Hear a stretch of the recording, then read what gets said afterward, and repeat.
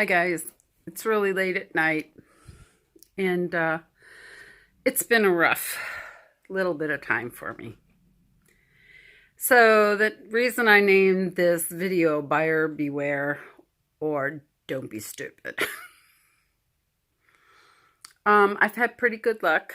I've bought a couple of campers. One was too heavy for my rig, so I had to turn around and sell it.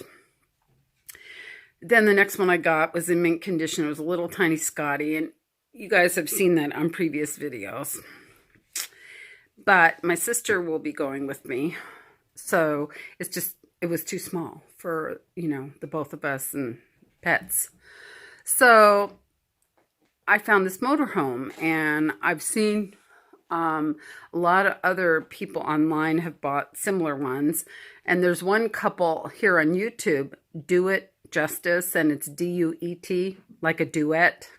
So him and his wife, Justus, and J-U-S-T-U-S, I think.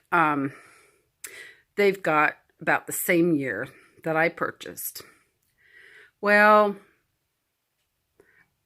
my senses were telling me something wasn't just kosher, but then the girl called me on the phone. I heard her baby in the background. She said, "Oh yeah, my mom's your age. I would sell this to my mom, no problem. It's mechanically sound. We were just repaneling the back bedroom inside the motorhome. That needs to be done, but everything else works." So I thought they'd be here Sunday around 4:30 or 5. And she wrote and told me that one of their 7 kids hit their head from falling off a trampoline, had to go to urgent care. Well, as it turned out, she didn't even come. So her man, as she calls him, came with this tall, skinny dude. And the skinny dude, I realized, I thought all this time that was her boyfriend, because he was the one telling me all the work that was being done in it and who they got it from and everything. Well, it turns out he's not even her man. So the other guy signs the bill of sale. Well, he forged the guy's name on the title. But apparently my local police chief doesn't care about that, because I went down there after all this that I'm going to tell you about happened. So they get here. 10 o'clock at night. It's dark. I had them park under a street lamp in front of my house. After they left, they brought it here full of trash. Who does that? Seriously. Hey, who does that? I was like, dude, look at me. I'm not a young kid. Have a little bit of respect for yourself, let alone the person that's paying you, this money for this motorhome. Wasn't cleaned up. It's filthy. Garbage all through it. I was worried about the engine cut. And he goes, "Oh, no, that's just a fan belt that needs to be tightened." So they left. I went to start it up, and with the headlights on, because I wanted to drive it around the block and then put it behind my house in my big parking area. And I thought I saw smoke coming out of it. So I immediately contacted him by text. And he said, "Oh, no, we just drove it there 3 hours. There was no smoke coming out of it. It's fine. It's fine." Do you know the next day it would not start? Nope, won't start. I had my friend Dakota look at it, and he lives next door, and, he was telling me, "You're leaking." I think he said radiator fluid, and, there's no filter on the carburetor, so all the dirt's going into the cylinders and then into the engine and blah, blah, blah. And it's missing hoses and belts, and I'm like, okay, so this is an old 1986 motorhome. Good bones in the outside. The windows were apparently taken out and not put in properly with butyl tape. So they got this black tar looking stuff, and that can be fixed. That I'm not worried about. The inside is not bad, except for it's full of trash, Need to replace the 2 captain's chairs, the passenger and the driver's seat, with something that actually reclines, That can all be fixed up. But the engine, couldn't even get it started. Next thing I know, the police chief's at my door on Monday. Complaints. Well, the complaints always come from one source. I live next door to the historic town hall and courthouse. And I have forbidden them to come on my property because the town code enforcer lives next door. So, yeah,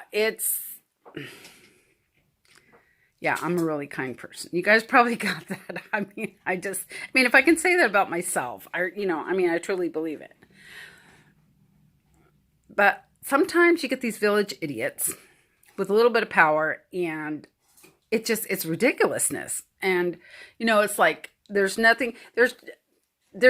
different people everywhere in life, all cultures, towns, countries, it doesn't matter.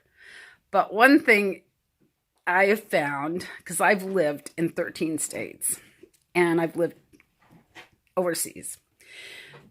One thing I found in all my years is that in little tiny villages like this, there's two kinds of people. People that are really super friendly and normal, and then others that probably have no control over their own lives, and they thrive on drama, and they nitpick, and they report people for the most ridiculous things. I mean, if they see you out in your front yard and you can't get your lawnmower started, they'll get the code enforcer to put something on your door to mow your lawn. I mean, you just saw me not having any luck. So instead of coming over and helping somebody, a senior person, start their lawnmower, they report you. I got to get out of here. Yeah. So they reported me because the motorhome hadn't been moved and didn't have a license plate. And I understand that. That's fine. Police chief was very, very nice to me. So then I had to go down to the police office because I couldn't get the thing started. And I was in tears. I was like, what do I do? I got scammed. I got ripped off. He goes, well, they drove it here 3 hours, right? I said, yeah. He said, well, you paid for a product. You got your product. Your bill of sale. They wrote on it as is. You're kind of stuck. Guys, I just lost a ton of money. Ford F60 E350, 1986, Honey. I think 23 or 24 foot motorhome. These two nice guys, local guys, came over and helped me spray carburetor starter in the carburetor. And one was hanging off the front engine compartment, spraying while the other guy was driving it to my back parking area. So there it sits. I can't move it, can't tow it. What the heck do I do? It's sad in life that people have to, scam you.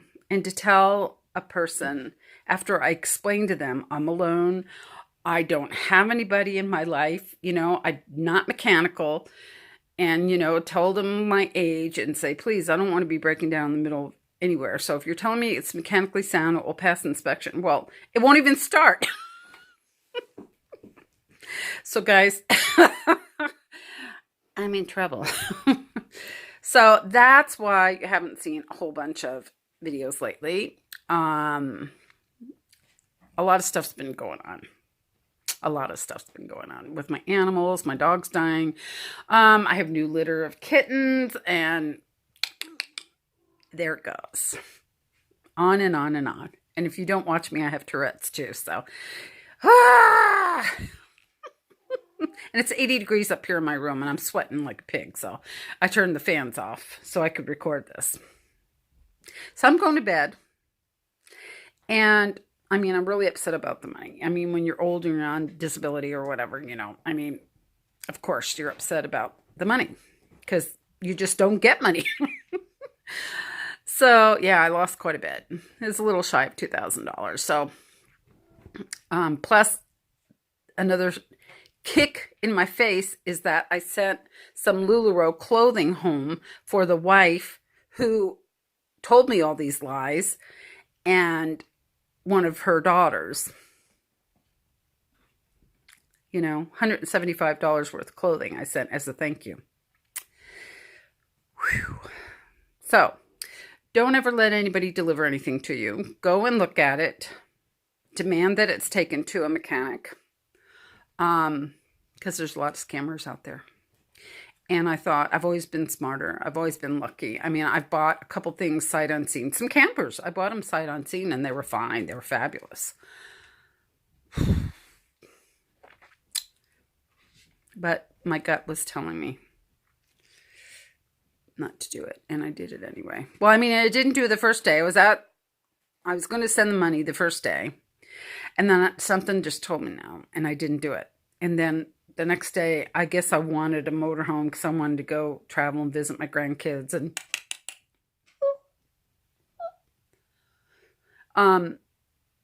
yeah, and visit my sister and stuff and my friend in Michigan and stuff. So I went ahead and did it.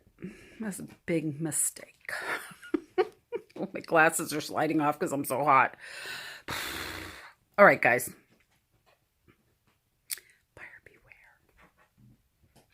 Remember, you are all amazing just as you are. I'll see you soon.